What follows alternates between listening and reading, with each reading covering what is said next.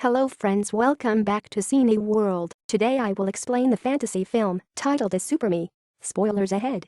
Watch out and take care. Sang-Yu is a lonely, poor scriptwriter with no job, no friends, and dead parents.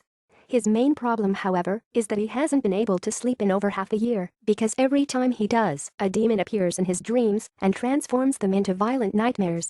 Tonight, Sang-Yu is dreaming about being in the subway when the demon arrives, grabs him by the hair, and after making a hole on the floor, puts his head through it, killing him. He wakes up right after his dream self dies and intends to do some writing, but his landlord knocks at his door claiming he's brought him some food, but Sang-Yu escapes through the window because he doesn't have the rent money.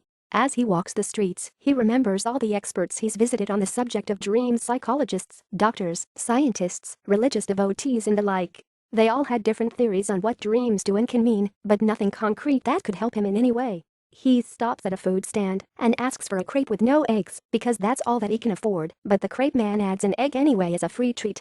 While he waits for his meal to be done, he watches the cafe across the street where Wire, the girl he has a crush on, works. He met her years ago when he was hanging out at a bar with some friends, and she was there playing with her band. Her singing voice was beautiful, and he has been thinking about her since then. Once his crepe is ready, Sang-Yu sits down to enjoy it, but he's suddenly startled by Sanji, his manager. Sang-Yu starts running away and drops his crepe on the way, but he's too weak to go too far, and Sanji eventually catches him. He takes him to a restaurant where he makes him watch as he eats, scolding him for not respecting his contract and not handing in a script in time. Sang-Yu tries to explain his insomnia doesn't allow him to concentrate and write, but Sanji doesn't listen and demands for the script to be done in 10 days. Afterward, Sang-Yu returns to his apartment only to find it locked and all his stuff in the hallway. His landlord has finally kicked him out. He goes to a cafe to see if he can get some writing done there, but he's too hungry to think and he ends up falling asleep. The demon appears behind him, then puts his chains around Sang-Yu's neck and starts banging his head on the table. Once again, Sang-Yu wakes up in the morning right after his dream self dies and discovers his laptop has been stolen. Having lost his work tool and starting to feel like he can't tell nightmares apart from reality, Sang-Yu sends Sanji a message telling him he'll kill himself and reunite with his parents. He chooses the roof of the building across Water's cafe and watches her as he steps onto the edge and ready to jump, but the crepe man interrupts him by offering him free food. The man joins him on the roof, and while Sang-Yu eats, he tells him about people's different views on death and dreams, and reaches a simple conclusion: when Sang-Yu is having these nightmares, he should tell himself, "I'm dreaming," to be able to get out of them faster. Sang-Yu stays on the roof watching water until night falls, then he sells his cell phone in order to get some money to buy food. He goes to a convenience store, where he considers stealing some things but changes his mind when he notices he's being watched. The food he purchases is eaten outside the store, where Sang-Yu is shocked to be suddenly approached by Water, who shows concern for him. This is too good to be true, and Sang-Yu quickly sees why Water is actually the demon, who starts pushing him against the glass. This to the store clerk looks like Sang-Yu is having some kind of panic attack. The demon picks up Sang-Yu, and as he stabs him with his sword, he throws him through the window. Sang-Yu holds onto the sword as he remembers the crepe man's advice and reminds himself that he's dreaming, which allows him to wake up right in the middle of being thrown. In real life, he's also flying through the shattered glass, and while he isn't stabbed, he mysteriously finds the demon's sword in his hands. He runs away before the ambulance the clerk called for arrives, and he stays at the park all night, examining the sword and making sure he isn't dreaming again. In the morning, he goes to the flea market to sell it, and all the buyer's eagerness to buy makes him realize he has something valuable in his hands. So instead, he decides to go to a pawn shop, where they pay him the sword's actual value, 20,000. Sang-Yu wastes no time and starts spending it. He gets a new computer, eats at a nice restaurant, and stays at a fancy hotel.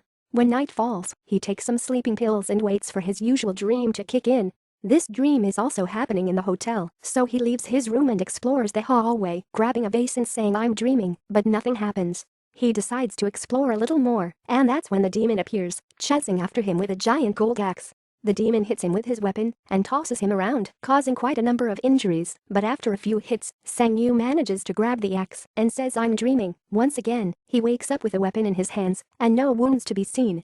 The axe is sold at the same pawn shop, and the money is immediately spent again.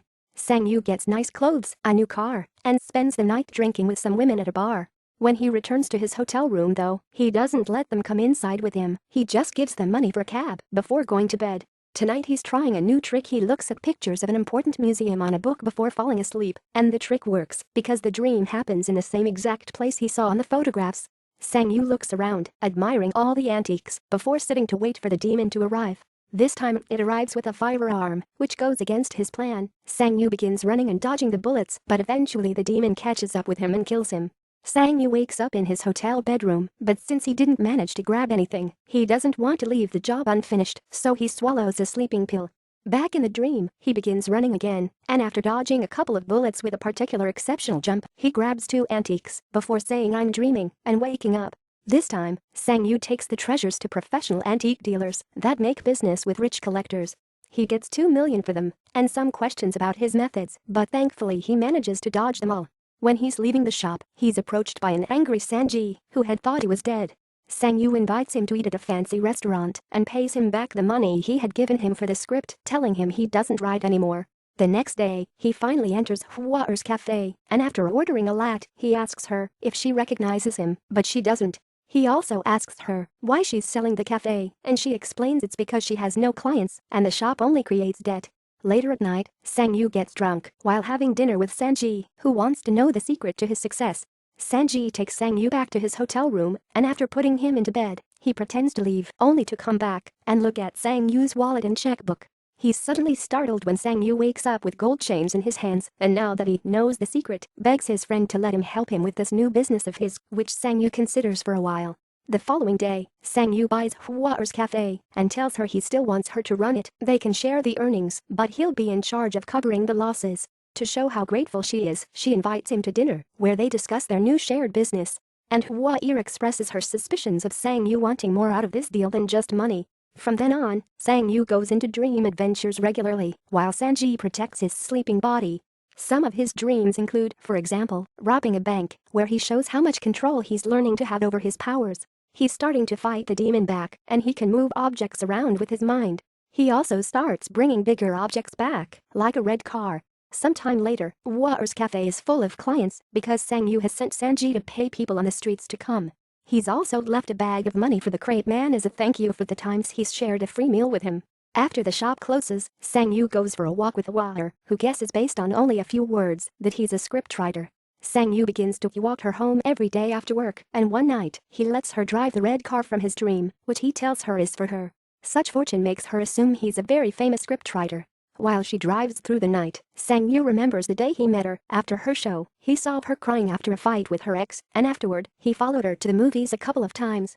Sang-yu decides to take her to the movies in the present, which Hwaer accepts, but it also makes her wonder when they'll get to see a movie he wrote. Not wanting to be caught in his lie, Sang-yu writes her script for real and gives it to Sanji to read while he dreams. Since Hwaer is constantly in his mind, he dreams about being in bed with many copies of her, so he forces himself to wake up pretty quickly, only to find Sanji crying at how good the script is. Their plan begins then. They sell the script to a movie company, offering them their own money to hire the biggest stars and make a huge success out of it. They even create a special dinner event to commemorate him, and he takes Hwaer as his +1. There's even a special presentation that goes over his career, which of course is made up, claiming he wrote many successful movies, but he didn't take credit for them because he wanted to travel and see the world. A couple of days later, during a dream, Sang-yu discovers something very peculiar. There's the body of a monk meditating, and when he tries to take his belt, his hand disintegrates. He doesn't give up though, so once his hand is back, he tries again. As he removes the belt from the monk, the man moves to touch his chest with 2 smoking fingers, but Sang-yu doesn't look too worried about it. The usual demon doesn't show up, and the treasure and the monk disintegrate too. One night, Sang-yu takes Hwaer to the roof, where he almost kills himself, and shows her a firework show he's prepared especially for her. When she wonders if he'll ever disappear in the same sudden way he showed up, he promises her he'll never let her. Afterward they go to her apartment, and while she refreshes herself in the bathroom, Sang-yu practices a possible confession. However, he finds himself having to leave because suddenly, there is something hitting him on the chest, and when he checks it in the mirror, he sees 2 smoking black lines on his skin. Once he makes it to his place, he ignores the party Sanji is having with a bunch of women, and goes directly to bed. Sanji gets ready to collect tonight's treasure, but Sang-yu tells him it's not necessary this time he's sleeping alone. The dream makes him appear in a tall, empty building with a mysterious figure waiting at the balcony. Sang-yu comes closer and discovers it's a version of his older self that is now disintegrating. When he wakes up, he discovers he has a new scar on his shoulder and more scars show up as hours pass, all of them matching a spot where the demon had hurt him in previous dreams. The following morning, he goes to see the crepe man to see if he has any more advice, but when he's about to arrive at his destination, a van appears next to him and kidnaps him. When they finally remove the bag from his head, Sang-yu discovers he's at an abandoned building surrounded by a gang of criminals, whose leader is Kyang-ji. Sang-yu tells them he'll pay whatever they want, and after agreeing on 10 million, he calls Sang-ji and asks him to bring the money over. When he arrives though, Kyang-ji's men take the money and Sang-ji him as well, who Kyang-ji uses to negotiate. Not having any other choice, Sang-yu takes the whole group back to his apartment together with an unconscious Sang-ji, where he shows them his hidden room with all his antiques. While Kyang-ji tries to make him confess how he's obtained all these rare items, someone arrives at the building to see him. It's Wire. The receptionist announces her arrival through the intercom, so Sang-yu dumps her right there to get her to leave for her own safety. Seeing how upset this makes her, the receptionist tells her Sang-yu's door is still open for some reason and lets her go up anyway. As soon as she comes out of the elevator, one of the thugs captures her and takes her to the same spot where they're keeping Sang-yu. Kyang-ji starts teasing her, trying to get under her skin by pointing out Sang-yu has been lying, and this is received with disapproval from another one of his men who thought they would only come to grab some money. As punishment for his indiscretion, Kyang-ji puts on some golden knuckles and beats him up while Sang-ji secretly begins to wake up. When Kyang-ji turns to Wire next, she kicks him in self-defense, and that's the chance that Sang-ji takes to jump in with the vase he uses to hit the man holding her down. Sang-yu bites the thug holding him and manages to escape, but not without getting stabbed first. The three of them run away, while Kyang-ji shoots the man he'd beat up, but it's hard to go far when Sang-yu can barely walk because of his wounds. The men catch up with them on the stairs and one of them manages to stab Sang-yu again, but Sang-ji sacrifices himself by staying behind and distracting the thugs, while Sang-yu and Wire escape. Only one normal man isn't enough to go against two trained men though, so Sang-ji is beaten to death. One of the thugs manages to capture Sang-yu and Wire upstairs, beating them up and tossing them around without even caring that Sang-yu stabs his back with a dagger. The two of them pass out, and Sang-yu suddenly finds himself in some mysterious ruins covered in a black substance that quickly goes away when he starts moving. After looking around, he touches a glowing door arch and starts seeing a flashback of his life the last few months, including both real life and dreams, and even a version of him that was taken by the ambulance that night outside the convenience store. When that's over, he walks to an area with a giant crystal wall, which he starts hitting as he repeated "I'm dreaming" over and over until he passes out from blood loss. Suddenly, his body starts transforming, and Sang-yu finds himself becoming the demon. With the machete that appears in his hand, he starts hitting the crystal wall while picturing himself as the demon in various conversations that already happened, but giving them a twist. Instead of sitting there and listening, in these versions he imagines he hits his landlord and Sang-ji for not being nicer to him. When the wall finally breaks, the demon comes out in Sang-yu's living room, where Sang-yu's body is waking up as well. The demon kills all the thugs without hesitation, even making his strange firearm appear when necessary. Then he comes after Sang-yu, ready to kill him as well, but he mumbles "I'm dreaming." And all the antiques he's brought from dreams start disappearing, both in his apartment and in the rich people's collections. Sang-yu falls unconscious yet again, and when he wakes up, he finds himself all the way back on the night outside the convenience store. Wire finds him and remembers him from the concert, so she feels pity for him and takes him to her place to give her some real food.